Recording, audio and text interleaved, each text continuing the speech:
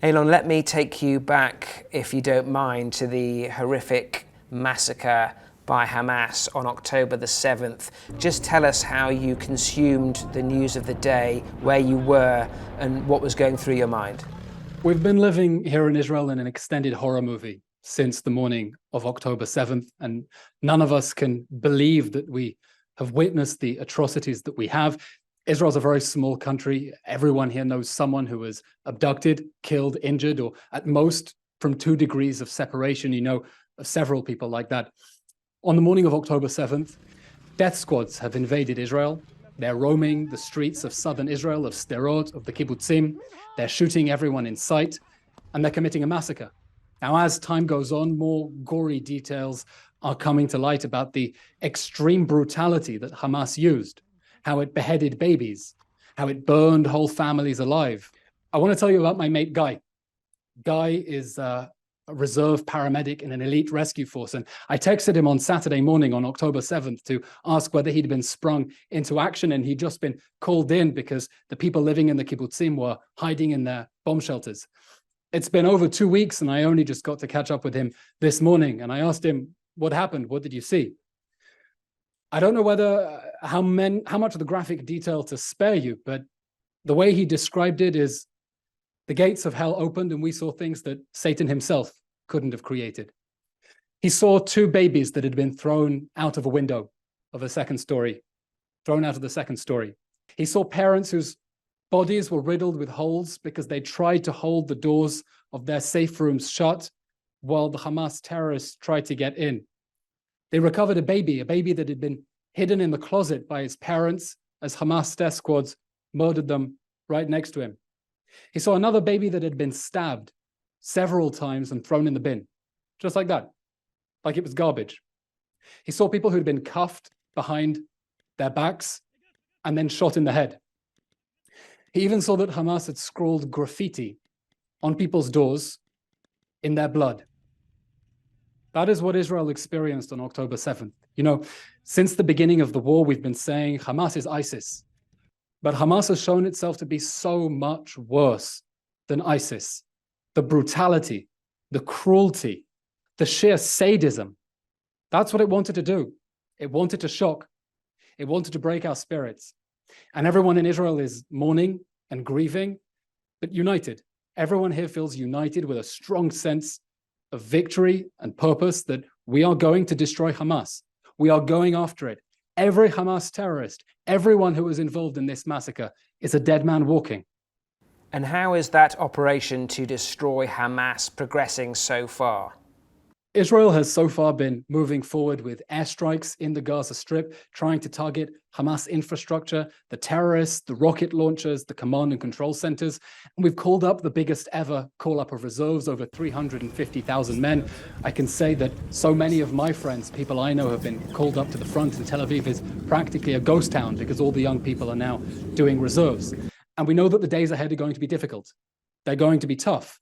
There is going to be intense fighting and there are going to be difficult scenes, but we have to do it. צה"ל מוכן לתמרון ואנחנו נקבל החלטה ביחד עם הדרג המדיני אודות המהות והעיתוי של השלב הבא. The October 7th massacre left us no choice.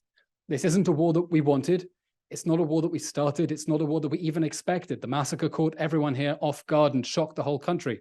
But it's a war we're going to win. It's a war we're going to win because we have no choice, because we can no longer live with a brutal ISIS-like terror organization just meters away from people's houses in southern Israel. We can't let the terrorists get away with them. We can't leave them free to do this again.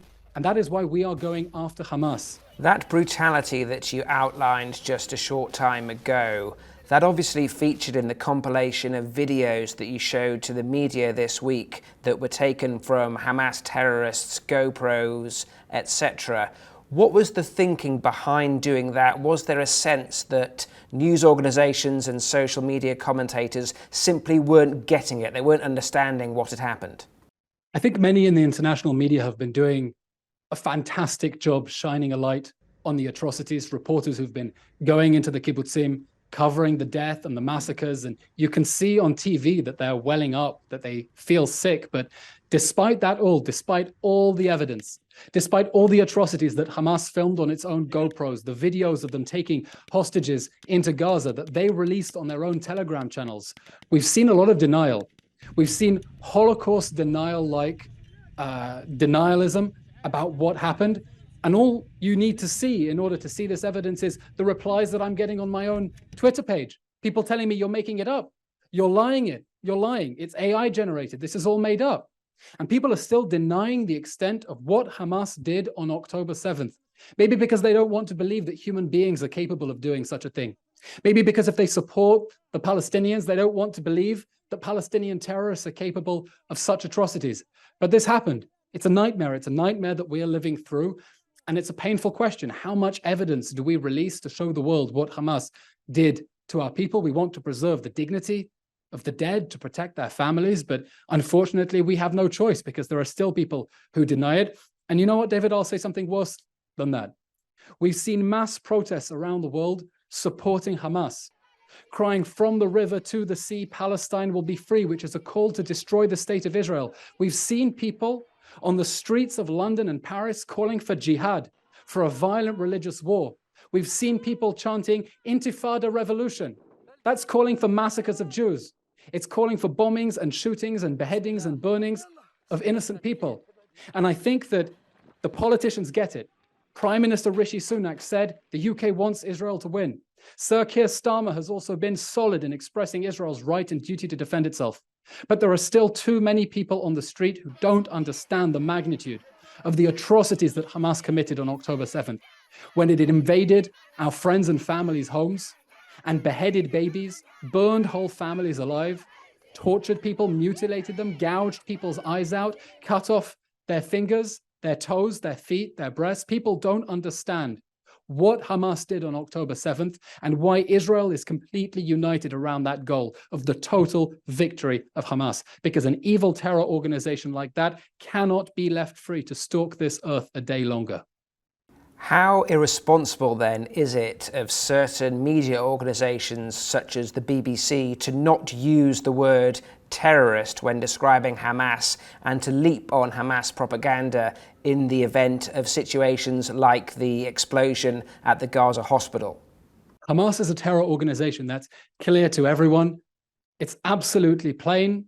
And that means you should not only be skeptical about everything Hamas is alleging, you shouldn't believe the propaganda that Hamas is selling. And we saw this with the Gaza hospital sham just a few days ago, when Hamas accused Israel of committing an airstrike on a hospital and killing 800 people.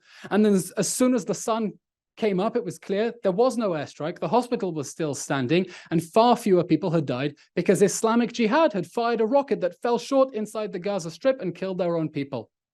And still we see media saying, according to the Gaza Health Ministry, the Gaza Health Ministry is Hamas. Hamas is ISIS, it's Al-Qaeda. I don't think during the operation to defeat ISIS in Syria, anyone in the media quoted the ISIS Health Ministry or tried to pass them off as Syrian officials.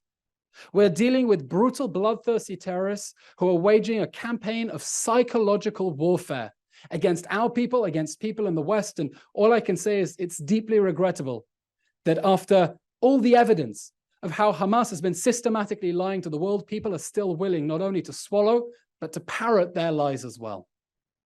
And as Israel begins its operation to defeat Hamas, at the moment that is from the air, what is Israel doing to ensure that civilians are not harmed, or at least as many civilians as possible are not harmed? Tell us a bit more about that. Israel is making every effort that it can to keep civilians out of harm's way because we don't want people to be hurt. We're fighting Hamas. We're fighting this terror organization, not Gaza, not the Palestinians. We're fighting Hamas. And so on the Israeli side, Israel has already evacuated well over 100,000 people, ordering them to leave their homes and get out of areas that are going to see conflict to keep them safe. And the same thing in the Gaza Strip. We're urging Palestinian civilians to evacuate northern Gaza, where the fighting is going to be especially intense. That's because Hamas has embedded itself deep in civilian areas, under schools, homes, hospitals, using civilians as human shields. We're asking them to get out of the way temporarily for their own safety because we don't want anyone to be hurt. And Hamas is stopping them. Hamas has set up roadblocks in order to stop people leaving. Hamas has been stealing people's car keys to stop them evacuating. Hamas is telling people to stay, to die, to be martyrs in the cause of jihad. The same Hamas that for years has been stealing humanitarian aid, stealing money that the international community has sent into the Gaza Strip, because this is the grim reality. For Hamas, Palestinian casualties inside the Gaza Strip are an opportunity for propaganda, because they bring it sympathy and they bring people to urge Israel to stop continuing its effort to defend our people from the atrocities of October 7th. And that's why Hamas doesn't care if civilians inside the Gaza Strip die. And we know that Palestinians in Gaza know that Israel is the only party here that is actively trying to keep them out of harm's way, making effort. We've been dropping leaflets on these areas, giving people plenty of time to evacuate because we don't want more people to be hurt. We're fighting this war against Hamas so that people can stop being hurt, so that Hamas can never again touch a hair on the head of another Israeli citizen, and so that we never have to be dragged into another round of conflict inside the Gaza Strip again. This war is going to end with an Israeli victory. It's going to end with Hamas no longer existing as a military or governing body in the Gaza Strip. And what happens then? Who takes charge of Gaza once Hamas are destroyed? I'm not going to speculate on exactly what is going to happen. At the moment, we're focusing on victory, on getting rid of Hamas, because the brutal terror organization that burned, butchered, and beheaded people on October 7th is the worst case scenario. It's evil. It's as simple as that. It is evil, and evil needs to be eliminated. Now, we're examining several different options for what can happen the day after. We hope to be able to work with the international community and to create space so that more responsible, more peaceful voices can help to rebuild the Gaza Strip. But for now, we're focusing on destroying Hamas. And I can tell you that whoever takes over the Gaza Strip the day after will remember Hamas. And they will remember the way that Israel totally defeated and destroyed Hamas in response to the massacre on October 7th. And how big a challenge is that? We've spoken to experts who've been talking about the Gaza metro, that tunnel system. How difficult is it a military challenge in what some describe as an asymmetric war? Where this is obviously, potentially, a tactical advantage fighting on their turf. We know that we are up against a dangerous, cruel, and merciless enemy that has deliberately embedded itself among civilian areas in order to make it difficult for us to fight them, in order to use civilians as human shields. That's why we're asking people to get out of the way, and we know that the fighting is going to be very difficult. You know, for many years, there have been repeated rounds of conflict between Israel and Hamas. Hamas fires rockets at Israel, thousands of rockets in a week. Israel fights Hamas, and then a week, 2 weeks later, there's a ceasefire, and the same thing happens all over again. And for many years, perhaps Israel didn't go in, didn't finish the job with Hamas because of concerns about what would happen, about the very difficult and dangerous fighting that would happen in the Gaza Strip that is going to put our friends in harm's way. I told you, I have many friends who are doing reserves now, and I'm personally worried for them. I don't know whether they're going to come home safe, but we have no choice because we cannot go back to 6 o'clock in the morning on October 7th. We can't go back to a world where a brutal genocidal terror organization that says it wants to murder everyone in our country is free to do that, has the ability to do that, and thinks the international community will stop Israel from defending itself. The road ahead is going to be long, it's going to be difficult, but I have no doubt our society is united and we will win. And how concerned are you that the war could open up on more than one front? Obviously, Lebanon is also a factor, Syria potentially, and even beyond. What's your thinking there? How concerned are you? There is definitely a concern that the conflict with Hamas could widen to other arenas. And that's why it's very important that the United States, for example, sent 2 battle carrier groups into the Middle East as a clear warning to Hezbollah, Hamas's twin sister, in Lebanon, to Iran. If you're thinking of messing with Israel, if you're thinking of expanding this conflict, don't. And we have been very clear as well. Hezbollah, Hamas's twin sister in Lebanon, has about 150,000 rockets pointed at us right now. We don't want to fight on 2 fronts. We don't want to fight against Hamas and Hezbollah at the same time. But if we're forced to defend our people, If we're forced to go to war in order to stop these attacks on our people, we're ready to do it, and we will win. And as the Prime Minister said just yesterday, the consequences for Hezbollah and from the Lebanese state are going to be severe. We don't want to fight on two fronts, but if we're forced to defend our people, we'll do it. We're ready, and we'll win. And assuming that that victory occurs, what next in terms of Israel's policy towards Iran? Iran is funding these entities. Is there a conversation to be had about an operation to prevent Iran going forward? You're right. Iran is the mastermind behind this global terror network that takes in Hamas in the Gaza Strip, Hezbollah in Lebanon, the Houthis in Yemen. And the leaders of Iran have been very clear that their policy is to destroy the state of Israel, to murder everyone who lives here. Khamenei, the supreme leader, has been tweeting about it quite openly throughout the duration of the war. And Iran is progressing towards trying to get nuclear weapons. And Israel has been absolutely clear. There is no way that we are going to let a country that is threatening us with mass murder acquire the weapons to do that. And we're going to continue trying to stop Iran's efforts to acquire nuclear weapons. And we're going to continue trying to block Iran wherever it is in the Middle East, because we're trying to build an alliance of countries in the Middle East for normalization and peace and prosperity and development. And Iran, meanwhile, is extending its tentacles of terror around the Middle East in order to sow chaos and to sow destruction.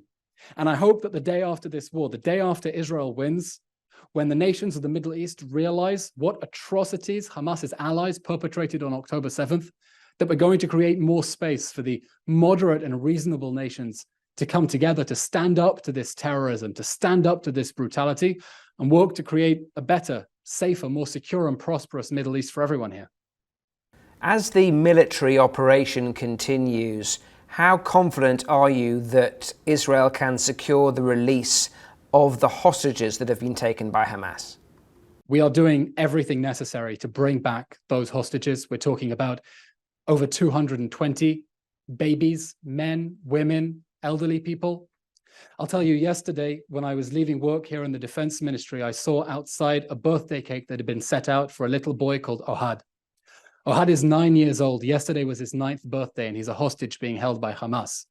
He was abducted together with his mother, together with his grandparents. His father is worried sick. They want him home. And we all feel this person, and we want to bring our children, our friends, and our family home. And we'll do whatever is necessary to bring them back. Now, Hamas has released 4 hostages, and it's done that because of international pressure.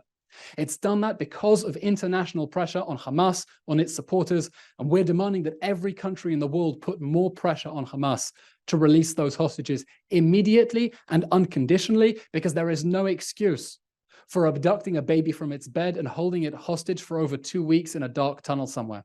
By the way, I'll tell you something about what we're doing as Israel to secure their release.